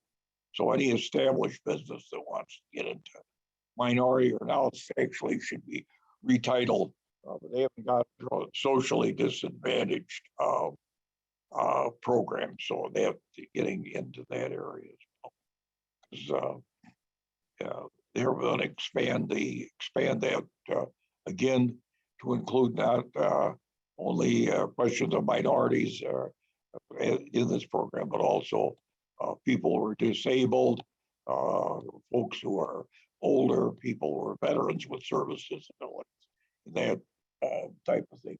Those businesses are also eligible under this program. Next slide, please. Hubzone is another program that we have in the contracting area. This is businesses located in distressed areas. If you will be given a preference in terms of federal contracting, this is a program that during the pandemic has become popular. A lot of businesses locating in distressed low-income areas and then allowed to bid on federal contracts through the Hubzone program. Next slide, please. And this is the kind of contracts that are available under Hubzone, because Hubzone is an acronym for historically underutilized business loans. And again, we have information on that. And again, these are awards that are given for various federal contracts and contracts as well. And again, the Small Business Development Centers and the Procurement Technical Assistance Center will help work with established businesses to get going this way. Next slide, please. And there's we're going to be moving shortly. A month from now, that will not be our address. We'll be at 332 South Michigan in Chicago. Telephone number won't change, and the email address at the bottom won't change, but the physical location will change. And that we're gonna, if they've let us go back to our office, because they're all working from home now. And when they let us go back to our office, we'll be going back to that new location.